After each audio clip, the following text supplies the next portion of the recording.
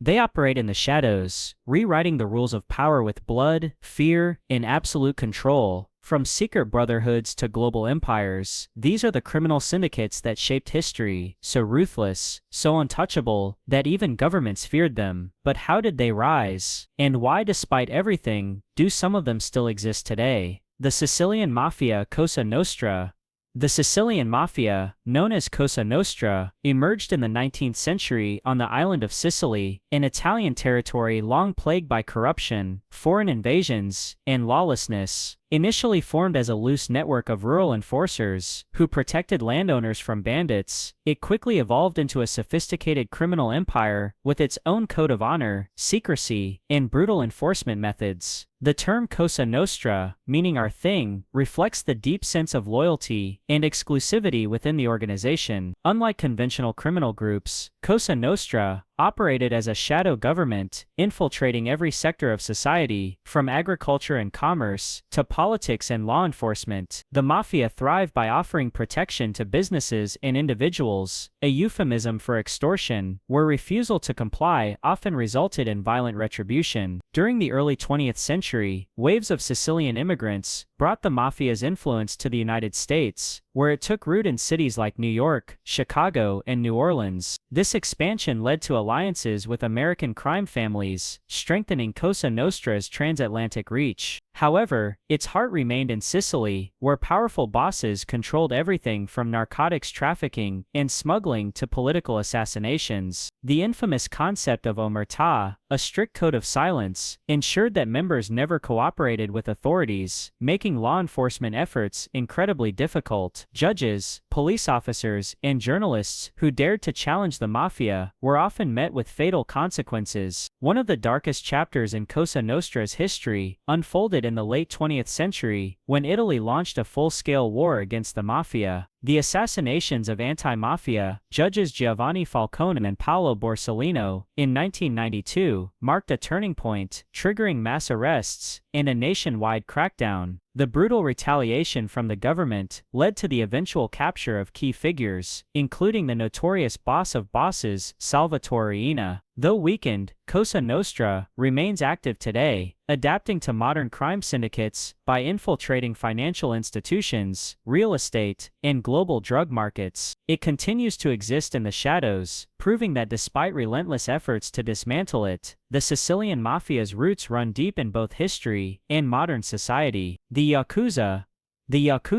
Japan's most feared and deeply entrenched criminal organization, traces its origins to the Edo period, 1603 to 1868. Unlike the mafia, the Yakuza does not operate in complete secrecy, but instead maintains a paradoxical presence in Japanese society, often engaging in both criminal activities and public displays of order and discipline. Its origins lie in the Bakudo gamblers, and Tekiya, peddlers of feudal Japan, groups that provided illicit services, but also acted as protectors of the weak. Over time, these factions merged into powerful crime families that thrived on strict hierarchy, loyalty, and a code of honor that, while brutal, maintained an internal sense of justice. The Yakuza structure is highly organized, with families operating under strict leadership, where each rank demands complete obedience to the Oyabun boss. Unlike many Western criminal organizations, the Yakuza has historically maintained a semi-legitimate status, operating offices in broad daylight, and even engaging in community aid efforts, such as disaster relief, during national crises. However, their primary operations revolve around extortion, gambling, loan sharking, human trafficking, drug smuggling, and corporate infiltration. One of their most notorious tactics is sokaya, a form of corporate blackmail, where they buy shares in companies, and then threaten executives with scandals unless payouts are made. The Yakuza's influence in Japan's financial and political sectors has allowed them to operate with relative impunity, often making backdoor deals with politicians, police, and even multinational corporations. Despite their seemingly disciplined structure, internal conflicts and power struggles have frequently led to violent clashes between rival factions. The most infamous of these conflicts occurred between the Yamaguchi-gumi, the largest and most powerful Yakuza syndicate, and its breakaway factions, leading to bloody turf wars across Japan. Law enforcement efforts to dismantle the Yakuza gained momentum in the late 20th century, with the introduction of strict anti-organized crime laws that criminalized Yakuza membership and cut off their financial networks. This forced them to adapt by shifting their operations into white-collar crime, cyber fraud, and international ventures, such as money laundering and arms dealing. Despite government crackdowns, the Yakuza remains deeply woven into Japanese society. Their influence persists in underground markets, construction industries, and even entertainment sectors, where they control talent agencies and nightclub districts. While their numbers have declined due to increasing legal pressure, the Yakuza's adaptability ensures they continue to function in the shadows, operating within a complex moral code that blends criminality with a distorted sense of honor and duty. The Medellin Cartel. The Medellin Cartel was one of the most powerful and ruthless drug trafficking organizations in history, led by the infamous Pablo Escobar. Emerging in the 1970s in Colombia, it revolutionized the global drug trade by establishing an international network that supplied the majority of the world's cocaine. At its peak, the cartel was smuggling thousands of tons of cocaine into the United States, generating billions of dollars annually. What made the Medellin cartel uniquely dangerous was its combination of extreme violence, strategic bribery, and its ability to function as a parallel government within Colombia. Escobar, known as the King of Cocaine, not only controlled the drug trade, but also wielded political influence, engaging in acts of philanthropy that earned him the loyalty of the impoverished, while simultaneously ordering assassinations of politicians, judges, and journalists who opposed him. The cartel's power stemmed from its ability to control every aspect of the cocaine supply chain. Coca leaves were grown in the jungles of South America, processed into powder in hidden laboratories, and then smuggled into the United States, using a variety of methods, including private planes, submarines, and even inside everyday consumer products. The cartel's immense wealth allowed it to bribe government officials, military personnel, and law enforcement officers, ensuring that its operations remained largely uninterrupted. Those who refused bribes often met a brutal fate, as the cartel's philosophy of plata o plomo, silver or lead, gave individuals a choice between accepting a bribe or facing execution. The Medellin cartel was responsible for some of the most violent periods in Colombia's history, carrying out bombings, assassinations, and massacres in an effort to maintain its dominance. However, the organization's violent reign eventually led to its downfall. The U.S. and Colombian governments launched an all-out war against Escobar and his associates, employing elite military units and intelligence operations to dismantle the cartel. Rival cartels, particularly the Cali cartel, also contributed to Escobar's downfall, eager to seize control of the lucrative drug trade. In December 1993, after years of intense pursuit, Pablo Escobar was tracked down and killed in a dramatic rooftop shootout in Medellin. With his death, the cartel fragmented, and its remnants were absorbed by other criminal organizations. While the Medellin cartel no longer exists, its legacy endures as a symbol of how a single criminal empire can destabilize an entire nation, demonstrating the devastating impact of the global drug trade. The Triads,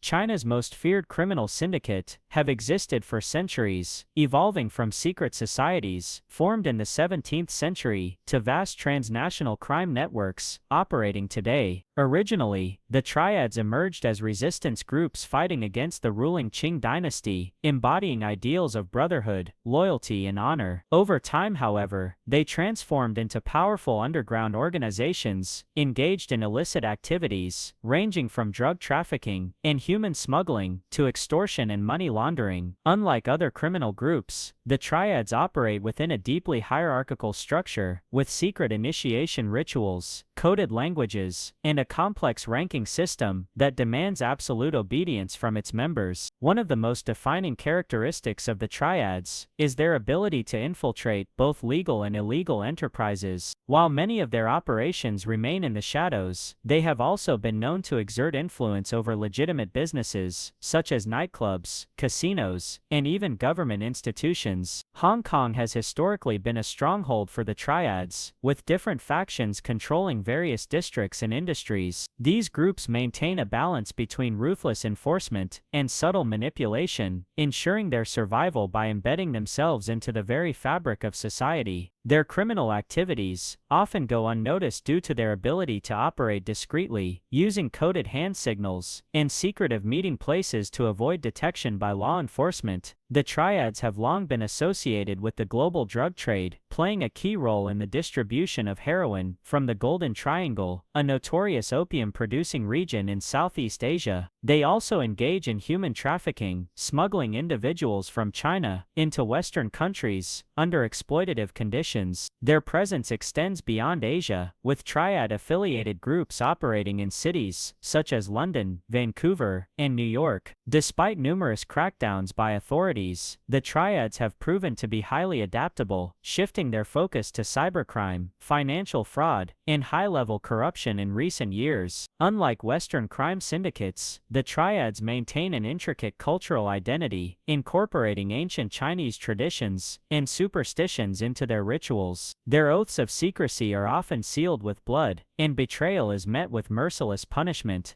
Governments worldwide have attempted to dismantle their operations, but the triads' decentralized structure and ability to reinvent themselves have made them nearly impossible to eradicate. Today, they remain one of the most sophisticated underground crime networks, seamlessly blending the old-world traditions of Chinese secret societies with modern criminal enterprises. The Chicago Outfit. The Chicago Outfit is one of the most infamous crime syndicates in American history, best known for its association with legendary mob boss Al Capone. Originating in the early 20th century, the outfit rose to prominence during Prohibition, an era that turned organized crime into a lucrative empire. While other criminal groups operated in secrecy, the Chicago Outfit ruled the city with an iron grip, engaging in bootlegging, gambling, extortion, and violent enforcement tactics that left a lasting mark on American crime history. Unlike New York's mafia families, which adhered to a commission-based structure, the Chicago Outfit functioned as a unified organization with a single ruling boss, allowing for centralized control and ruthless efficiency. The Prohibition era, 1920 to 1933, was the catalyst for the outfit's explosive rise. With the U.S. government banning the production and sale of alcohol, criminal enterprises stepped in to fill the void, smuggling liquor from Canada and running speakeasies across the country. Al Capone, the most notorious leader of the outfit, turned bootlegging into a billion-dollar operation. He built a vast network of corrupt politicians, police officers, and judges who ensured that the law was either ignored or selectively enforced. However, Capone's reign was marked by extreme violence, with the infamous St. Valentine's Day Massacre in 1929 serving as a chilling example of his willingness to eliminate rivals. On February 14,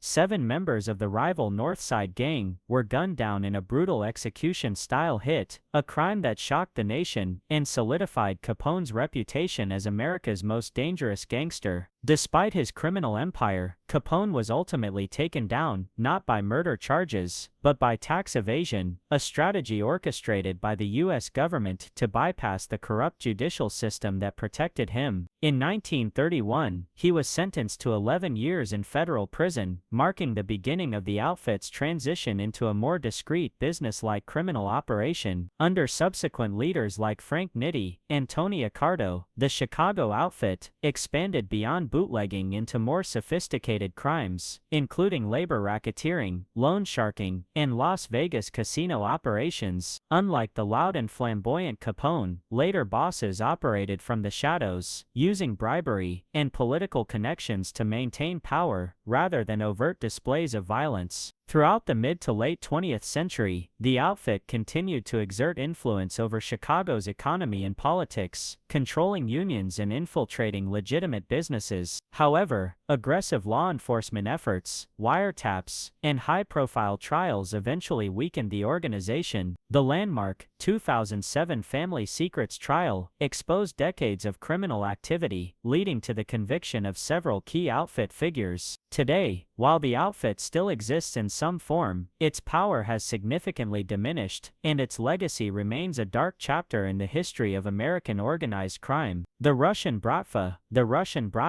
or Russian Mafia, is one of the most enigmatic and brutal crime syndicates in the world. Unlike traditional organized crime groups, the Bratva lacks a single governing body, operating instead as a collection of loosely connected but highly disciplined factions. It traces its roots back to the Soviet Union's prison system, where hardened criminals developed their own hierarchy, codes and rituals to survive the brutal conditions of the gulags. These prisoners, known as the Vori v Zakone, thieves-in-law, formed a caste of career criminals who rejected government authority and swore allegiance only to their criminal brotherhood. When the Soviet Union collapsed in 1991, the sudden transition to capitalism created a lawless environment, allowing these criminal organizations to expand into drug trafficking, arms smuggling, human trafficking, and financial fraud on an unprecedented scale. Unlike the Italian Mafia, which operates under a strict hierarchical structure, the Russian Bratva is decentralized, with various factions controlling different regions and industries. This structure makes it extremely difficult for law enforcement to dismantle, as eliminating one leader does not cripple the entire organization. The Bratva is known for its extreme violence and unwavering code of loyalty. Members undergo brutal initiation rituals, often involving torture or murder, to prove their commitment to the Brotherhood. The group's reach extends far beyond Russia, with operatives infiltrating Europe, the United States, and even South America, using legitimate businesses as fronts for illegal activities. One of the most defining aspects of the Russian Mafia is its deep entanglement with the political and economic systems of post-Soviet states. During the chaotic privatization of state assets in the 1990s, Bratva members seized control of industries, ranging from oil and gas to banking and telecommunications, amassing billions of dollars in wealth. Many oligarchs who rose to power during this period were either directly linked to organized crime or relied on the Bratva's protection. The blurred lines between criminal enterprises, corporations, and government institutions allowed the Bratva to operate with near impunity, as law enforcement agencies and politicians were often on their payroll. In addition to traditional crimes like drug trafficking and extortion, the Russian Mafia has become a major player in cybercrime, launching sophisticated hacking operations, ransomware attacks, and financial fraud schemes targeting global institutions. They have also been linked to political interference, using their vast resources to manipulate elections, finance insurgent groups, and engage in state-sponsored criminal activities. Despite ongoing efforts by international agencies to combat their influence, the Bratva remains one of the most elusive and dangerous crime syndicates in the world. Their adaptability, brutality, and ability to operate within the highest levels of power make them a unique and formidable force in the history of organized crime.